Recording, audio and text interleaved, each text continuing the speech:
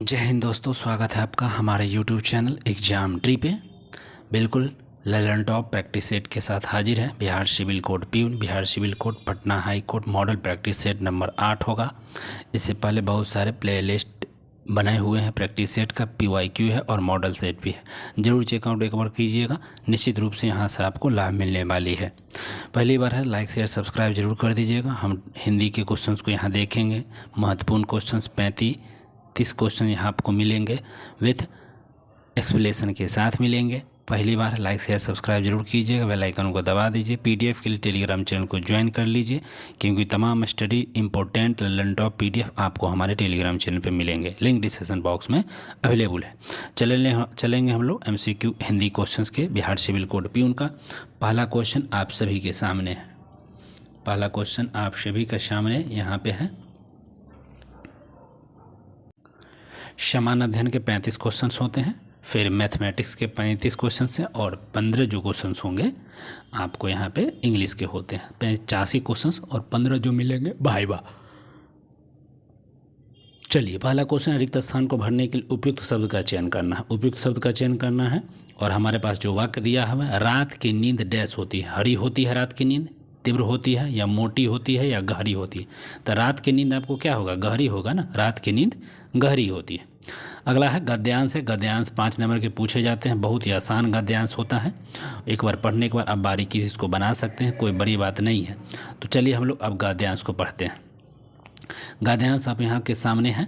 आदमी की पहचान उसकी डैश से होती है, और भाषा संस्कार से बनती है। जिसके जैसे संस्कार होंगे वैसे ही उसकी भाषा होगी। जब कोई आदमी भाषा बोलता है तो साथ में उसके डैश भी बोलते हैं। यही कारण है कि भाषा शिक्षक की दायित्व गुरुत्व तो डैश है। केवल यांत्रिक शैली किसी जीती जागती भाषा का डैश है, नहीं हो सकता है। केवल संप्रेषण ही भाषा नहीं है। अब देखिए, इसमें पहला 2 नंबर का जो है संप्रेषण ही भाषा नहीं है। डैश के बिना कोई भाषा जीवंत नहीं हो सकता है। अब 2 नंबर क्वेश्चन को हम पहले यहाँ देखेंगे। 2 नंबर क्वेश्चन में क्या है आपके सामने, यहाँ देख सकते हैं। गद्यांश में सांकेतिक रिक्त स्थान डैश के लिए उपयुक्त होता है। तो ये रिक्त स्थान, गद्यांश में सांकेतिक रिक्त स्थान डैश के लिए प्रयुक्त होती है, सो पूछा गया है यहाँ पे। तो किसके लिए प्रयुक्त होगा, शिक्षा के लिए प्रयुक्त होगा, खान पान के लिए, भाषा के लिए, पहनावे के लिए। तो किसके लिए प्रयुक्त होगा। तो देखिए, आदमी की पहचान उसकी डैश से होती है, तो उसकी भाषा से होती है ना। और संस्कार भाषा से बनती है। जिसके लिए जैसे संस्कार होंगे वैसे ही उसकी भाषा होगी। जब कोई आदमी भाषा बोलता है तो उसके साथ उसके डैश भी बोलते हैं। तो उसके साथ क्या बोलते हैं भैया, भाषा तो दूसरा हो गया, उसके साथ उसका अधिकार बोलेगा या संस्कार बोले। तो जब कोई बोलता है अब तो उसका संस्कार भी यहाँ पर बोलता है ना। बिल्कुल। 4 नंबर भी देख ली। 3 नंबर का बाद संस्कार बोलेगा। गद्यांश में सांकेतिक रिक्त स्थान 3 के लिए उपयुक्त पूछा है। तब 3 के लिए, अब देखिए यहाँ 4 पर चला, ये सीधे पर देखिए 3 के लिए। भाषा शिक्षक की दायित्व गुरुत्व को डैश है। तो क्या हो जाएगा, गुरुत्व के लिए वहाँ पर क्या हो जाएगा, इसके लिए क्या हो जाएगा, तो संस्कार होगा। और वहाँ पे 4 का डी में है, चुनौतीपूर्ण होगा। 4 में देख लीजिए, केवल यांत्रिक अवसर किसी जाति भाषा का डैश नहीं हो सकता, चुनौतीपूर्ण नहीं हो सकता है। बिल्कुल सही। केवल प्रशेषण की भाषा नहीं, डैश के बिना कोई भाषा नहीं हो सकता है। तो किसके बिना कोई भाषा नहीं हो सकता, उदाहरण के बिना कोई भाषा नहीं हो सकता। तो 5 का यहाँ पे ये ठीक है। अब आइए 6, गद्यांश में सांकेतिक रिक्त स्थान 5 के उपयुक्त शब्द का क्या प्रयोग यहाँ पर होगा, तो संवेदना। संवेदना यहाँ पर 6-5 में आ जाएगा। अगला देख सकते हैं 7, दिए गए शब्द का पर्यायवाची शब्द का चयन करना। पर्यायवाची, आपके पास व्यथा है, और व्यथा का पर्यायवाची क्या हो जाएगा, व्यथा का पर्यायवाची। तो व्यथा का जो पर्यायवाची होता है क्या होगा, जीवनी, पीड़ा, अधीर या बात। तो व्यथा का जो पर्यायवाची आपके पास यहाँ पर होगा, पीड़ा होगा। व्यथा का क्या हो जाएगा, पीड़ा। बी द करेक्ट आंसर यहाँ पे। अगला क्वेश्चन 8, निम्नलिखित में से उस विकल्प का चयन करें जो जूतियाँ चटकाना मुहावरे का अर्थ है। जूतियाँ चटकाने मुहावरे का अर्थ यहाँ पर क्या हो जाएगा, तो इधर उधर, इधर व्यर्थ का इधर उधर घूमना। क्या, जूतियाँ चटका रहा है। Be the correct. इधर उधर, व्यर्थ के इधर उधर घूम रहे हैं ना, जूतियाँ चटका रहे हैं। ठीक है, तो 8 का बी करेक्ट।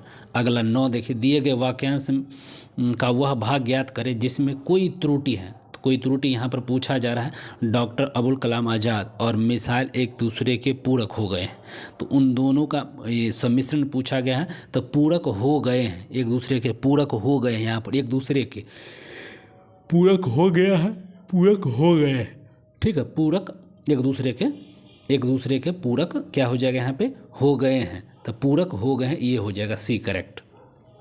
अगला 10, दिए गए वाक्यांश में विलोम बताना है। विलोम मतलब उल्टा होता है, विपरार्थक। तरुण, तरुण का विलोम क्या हो जाएगा भैया, तो तरुण का वृद्ध हो जाएगा। तरुण मतलब होता है युवा और वृद्ध मतलब उल्टा, बूढ़ा, सी। अगला 11, दिए गए वाक्यांश में रेखांकित को प्रतिस्थापित करने के लिए उपयुक्त विकल्प का चयन करें। किसान गगन की ओर निहार रहे हैं। किसान क्या कर रहे हैं, गगन की ओर निहार रहे हैं। तो किसान जो है आकाश की ओर निहार, गगन के किसान आकाश की ओर निहार रहे हैं, बी करेक्ट हो जाएगा यहाँ पे सही शब्द में। अगला है 12, दिए गए शब्द का विलोम। यहाँ पे भी विलोम बताना गया है।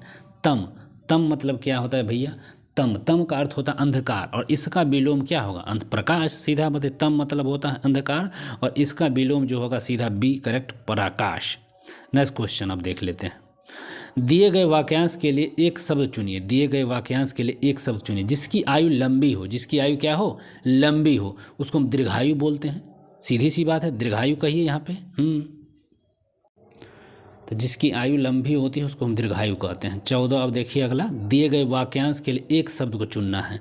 नीचे लिखे हुए वाक्यांश के लिए एक शब्द चुनिए। नीचे लिखे हुए तो उसको क्या बोलते हैं, निम्नलिखित। निम्नलिखित मतलब नीचे लिखा हुआ, अक्सर हम पढ़वे करते हैं। निम्नलिखित मतलब नीचे लिखा हुआ को हम निम्नलिखित के रूप से जानते हैं। दिए गए शब्द का पर्यायवाची शब्द का चयन करना है।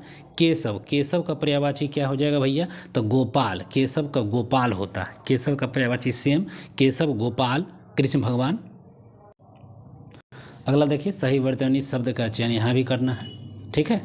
सही वर्तनी शब्द का 16 नंबर का देखिए, शोपन देख सकते हैं। बी में भी देखिए दुशोपन है, दुशोपन है, दुशोपन है। तो यहाँ पर सही वर्तनी जो है ना, इसका हो जाएगा सोपन। सी इज द करेक्ट आंसर, सी होगा हमारा करेक्ट। 17, सही वर्तनी वाले शब्द का चयन करना है। यहाँ भी सही वर्तनी वाले शब्द का चयन करिए। ठीक है, तो दीर्घ श्वास, दीर्घ श्वास 17 का सी जो है ना ये करेक्ट हो जाएगा। अब 18 देखिए, निम्नलिखित में से उस विकल्प का चयन करें जो मुंह फुलाना मुहावरे का अर्थ है। मुंह फुलाना नहीं कहता, मुंह फुला लिया है, क्या हो गया, मुंह में हवा भरना नहीं, सूजन आना नहीं, अप्रसन्न होना, ये करेक्ट है जो भैया। अप्रसन्न होना, मुंह फुला लेना, अप्रसन्न होना, ठीक है, दुख हो गए हैं। 19 का देखते हैं, दिए गए शब्द का विलोम चुने। विलोम मतलब उल्टा, और शब्द है कृत्रिम। कृत्रिम मतलब कृत्रिम अब हो जाएगा, कृत्रिम मतलब कृत्रिम मैंने बनाया हुआ है, तो प्राकृतिक। कृत्रिम के उल्टा प्राकृतिक, बनाया हुआ, और प्राकृतिक का खुद से बना हुआ है, तो प्राकृतिक सही हो जाएगा इसका। अगला 20 है, दिए गए शब्द का पर्यायवाची शब्द बताइए। पर्यायवाची मैंने समानार्थक होना चाहिए। और ग्रह, ग्रह का समानार्थक क्या होगा सो बता दीजिए। घर, कर्म, आग्रह, नक्षत्र हो जाएगा। हाँ, नक्षत्र। ग्रह का क्या हो जाएगा भैया, तो नक्षत्र करेक्ट हो जाएगा, इसका पर्यायवाची है, समानार्थक है। अगला 21, दिए गए वाक्यांश के लिए एक शब्द बताना है। और वाक्यांश क्या है, जिसकी आयु कम हो। जिसकी आयु कम हो उसको क्या बोलते हैं, चिरंजीवी, शतायु, दीर्घायु, अल्पायु। जिसकी आयु कम होती है उसको हम क्या बोलते हैं, दीर्घायु, अल्पायु, अल्पायु। नेक्स्ट क्वेश्चन, रिक्त स्थान को भरने के लिए उपयुक्त शब्द का चयन करना है। बोतल में पानी डैश भरा। बोतल में पानी डैश भरा, तो बोतल में पानी भरना मतलब डैश भरा हो जाएगा, आधा। ठीक है, बोतल में पानी आधा भरा हुआ है, सी करेक्ट हो जाएगा, बोतल में आधा पानी भरा हुआ है। अगला क्वेश्चन 23 है, निम्नलिखित में से उस विकल्प का चयन करें जो लोहे के चने चबाना। लोहे के चने चबाने का मुहावरे का अर्थ क्या है, अच्छा कार्य करना, लोहे का चना चबाना, सरल कार्य करना, ये भी नहीं, बहुत कठिन कार्य करना। हाँ बिल्कुल सही, यहाँ मिल चुका है, बहुत कठिन कार्य करना मतलब लोहे का चना चबाना। अगला क्वेश्चन, दिए गए वाक्यांश के लिए एक शब्द दीजिए। राजनीति से संबंधित क्या है, राजनीति से संबंधित क्या होगा, राजनैतिक, सैद्धांतिक, अनैतिक, नैतिक, राजनैतिक। राजनीतिक से संबंधित क्या हो जाएगा, राजनैतिक। 24 का जो डी है यह बिल्कुल करेक्ट आपका आंसर बैठ रहा है। अगला 25 रिक्त स्थान को भरने के लिए उपयुक्त शब्द का चयन करना। अब यहाँ पे भी है रिक्त स्थान को भरना है और हमारे पास जो वाक्य है, अनाज डैश में उगता है, जहाज़ों में उगेगा, सड़कों पर उगेगा नहीं, खेतों में उगेगा। हाँ ये सही है, ये सब तो नहीं है, मैदान में नहीं होगा, खेतों में अनाज उगते हैं, सी। अगला है 26 सही वर्तनी शब्द का चयन करना है। सही वर्तनी शब्द का चयन करिए। देखिए ये भी गलत है, छुदा सुधा, ये सही है, छुधा, डी करेक्ट हो जाएगा। 27 सही वर्तनी वाले शब्द का यहाँ भी चयन करना है। सही वर्तनी बिछौना, 27 का देख लीजिए बिल्कुल सही है, ये करेक्ट हो जाएगा बिछौना। अगला भी देख लीजिए 28 निम्नलिखित में से उस विकल्प का चयन करें जो रूह कपाने मुहावरे का अर्थ है। रूह कपाना, रूह कपाने मुहावरे का अर्थ रूप में क्या हो जाएगा, बहुत डरना, बहुत सर्दी लगना नहीं, बहुत कांपना नहीं, बहुत निडर नहीं, बहुत डराना, रूह कपा दिया, बहुत डरा दिया। अगला दिए गए शब्द पर्यायवाची समानार्थक होता है। पर्यायवाची का मतलब समानार्थक शब्द है, पर्यायवाची शब्द का चयन करिए। तो यहाँ पर आवाज़, आवाज़ का क्या हुआ, नगारा, बिल्कुल नहीं, आवाज़ का यहाँ पर नगारा होगा नहीं। नंदिनी, ई भी नहीं है। ध्वनि, देखिए आवाज़ में तो वही ध्वनि होना है, अनादर, ई भी नहीं, सी हमारा करेक्ट हो जाएगा, अनादर। आवाज़ का पर्यायवाची ध्वनि ही होगा ना। नेक्स्ट क्वेश्चन है 30 दिए गए शब्द का विलोम खोजना है, विलोम उल्टा बताना है यहाँ पे 30 में। और हमारे पास शब्द है सत्कार, सत्कार का विलोम बताइए। सत्कार का पुरस्कार होगा, बिल्कुल नहीं। सत्कार का पुरस्कार होगा, बिल्कुल नहीं। तिरस्कार, ये भी नहीं। तिरस्कार, सत्कार का तिरस्कार नहीं। सत्कार हो रहा है तो यहाँ सम्मान, सत्कार है, सत्कार सम्मान की है, सत्कार की है, तो तिरस्कार करेंगे, बी करेक्ट हो जाएगा। 30 का बी सही होगा, ठीक है, हाँ ये सही है, बी। नेक्स्ट क्वेश्चन 31 निम्नलिखित में से द्वंद्व समास बताना है। द्वंद्व, द्वंद्व मतलब क्या होता है, दोनों पद जब समान हो, दोनों पद की प्रधानता होती है, उसी को हम बोलते हैं द्वंद्व समास बोलते हैं, ठीक है, द्वंद्व समास। जैसे पाप पुण्य, यही बिल्कुल दोनों पद है, पाप और पुण्य। धराधर, ये भी नहीं। त्रिभुवन द्विगु होगा, ये भी नहीं होगा। पाप पुण्य जो है द्वंद्व समास है, दोनों पद प्रधान होते हैं, उसी को बोलेंगे। नेक्स्ट क्वेश्चन है शब्द समुचित, 32 में शब्द समुचित का संधि विच्छेद करना है।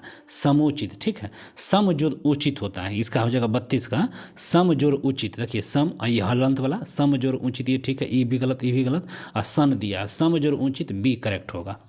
अगला संकल्प का संधि विच्छेद बताना है। हाँ तो यहाँ संकल्प है तो संक, संक, संक हो जाना चाहिए यहाँ पर। सम, संकल्प है, मौ लगा हुआ है तो सम हो जाएगा। सम जोर कल्प, ये करेक्ट हो जाएगा, संकल्प। 34 भी देख लीजिए।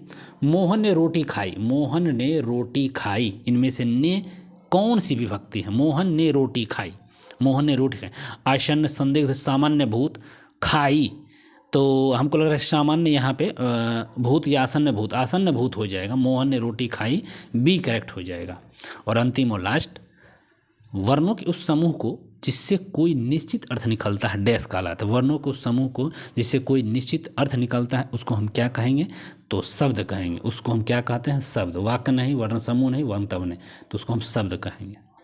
चलिए तो बस आज के लिए इतना ही। वीडियो को अच्छा लगा तो लाइक्स ज़रूर कर दिएगा, शेयर कमेंट कर दीजिएगा। कोई सुझाव मशवरा, आपके कितने मार्क्स आए ज़रूर कमेंट करके बताइएगा। धन्यवाद, टेक केयर, बाय बाय।